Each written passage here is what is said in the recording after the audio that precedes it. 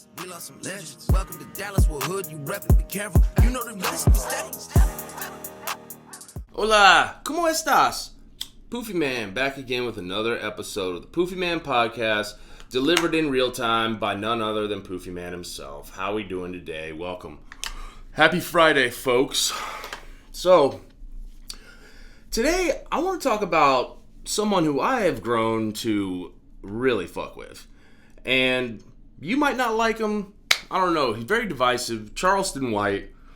He's a native of the DFW area. He's a hometown hero, in my opinion. And, yeah, man, I love this guy. I think I fuck with him heavy, and I'll tell you why. So it's not because I like everything the man says. It's actually because I don't like everything that he says, okay?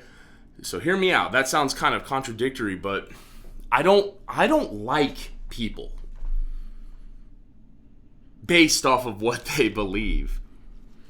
I like people based off who they are, what they're fucking made of and stuff. And so a lot of people we're having a hard time with that right now. We're tribed up based off of what we assume are people's belief sets. And Charleston White has just broken the algorithm here, man. He is on a crusade against what I like to call the orthodoxy trap. And whether he's even aware of it or not, I don't know the man yet, you know? Shout out Charleston White, man. Hit me up. But, I don't know him like that. I just know what I see and what everyone else sees. But I think what I'm seeing and what everyone else seeing are two completely different things, at least to some degree. So let's just take a recent example, okay, of this crusade he's on. So what seemingly looks like somebody who's kind of like trading on himself in this Carmelo Anthony case, right? Months before the trial began, maybe a couple months after it happened a year ago, you know, Charleston White, it came up in an interview, I forget what platform he was on, but, you know, he was just full steam, full-blooded, completely, you know, harshly critical of Carmelo Anthony's, you know, crime. He thought, obviously this kid, is a dumbass bringing a knife to a track meet and yada, yada, yada. He deserves 100 years, blah, blah, blah. He was, firmly against Carmelo Anthony.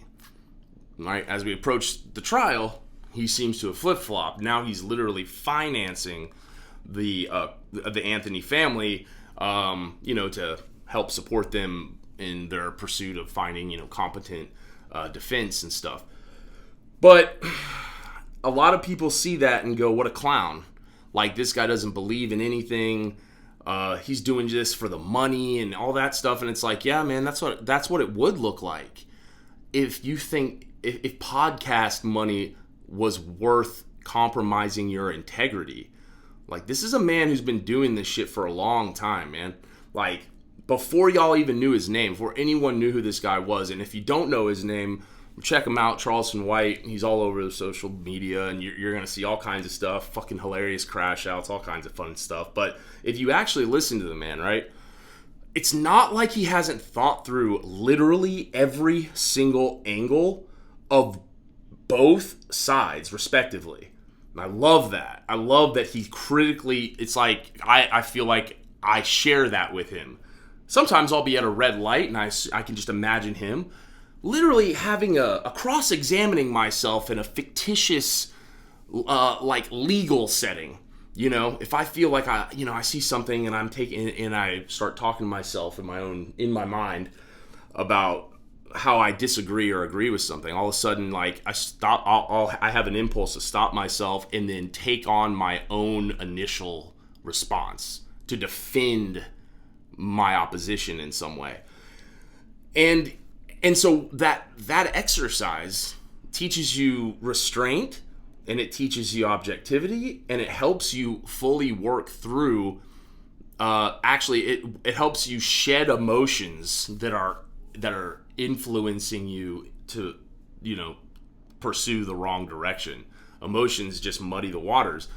So it helps you work through all that and then look at objective facts and then apply some type of context to it. And in a lot of cases, like I end up that green light hits and I'm literally, man, I went 180 degrees or something. And so, but what he does is he tricks people. Okay, he tricks people into consuming a healthy dose of opposing viewpoints. Good Lord Almighty, do we need that, man? Holy shit. Like, you might hate it, okay? You probably hate it like you hate taking Dimetap or something, but your cold will not go away until you take the Dimetap. And that's exactly what this man, I feel like, is doing. You know, he goes in, and I think people also forget the fact that, like, I don't believe that in any one instance, if in any one case, like, pull up and just randomly select from a pool of his episodes, and whatever platform he's on, it's not, what you're hearing is not, I don't believe his position. I don't believe anybody, his firm position inside of him, in his heart and in his mind, is firmly guarded. No one's ever really heard it. No one really knows where he stands on the Carmelo Anthony case. The point was, he was delivering a healthy dose of opposing viewpoints to communities that are otherwise completely locked off by their own influence bubble, okay? And that creates tension, tribal tension. Doesn't matter what color you are, what race you are, where you're from, whatever. You could be from Mars, it doesn't really matter, but we're going to tribe up when all we hear, when that information orthodoxy, that trap I'm talking about is in play. And it tends to happen. Something will happen that'll cause an orthodoxy trap at least once a year in America. And one of these times, I mean, it gets dangerous because there's misinformation or there's not enough information being shared.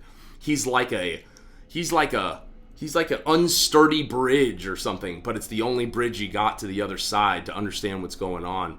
And for that, like, I have to, salute, as it were, to Charleston White. Shout out Charleston White for that, because we're not making more of them. Like, we are not mass producing critical thinking children anymore. And so what that means is he's a dying breed, and people like that are just being, murdered in numbers, like, all over the place in terms of, like, what their conceptual philosophies on things. And I cut myself off earlier, but what I was about to say is, like, this man's been doing this for a long time at a very high level, before he was crashing out on, the Adam 21 whatever podcast. Fuck Adam 21. No, I'm just kidding. I don't know, or whatever his name is. That podcast or whatever, before he was crashing out and, speaking, hanging out with rappers and kind of doing the whole street level kind of podcast stuff content. He was literally dressing up in a suit every day and marching up to Capitol Hill or into the offices of Texas legislatures, like Ted Cruz and all these other people, and was sitting across from them sharing ideas about how best to serve the community he's from. What a fucking hero. Like, man, you can protest all you want. You can make your little placards and run around, yell and all that stuff. Our system is not designed to change based off of intimidation. The system changes in real ways when people have the courage to say the things that need to be said directly to the people who are responsible for writing things into law. And he exercised that right, and he was on from what I've heard, he's on the front of magazines, being lauded for his efforts as a community outreach person or as a community influencer or leader, and no one listened to him. No one listened to his shit. No one fucked with him because he put on a suit every day, and he didn't speak the language. It was like he was out of touch with the community or something. And that must be hard for him, for a man that has so many ideas and is so well versed on everything, to be doing all this work in the shadows almost.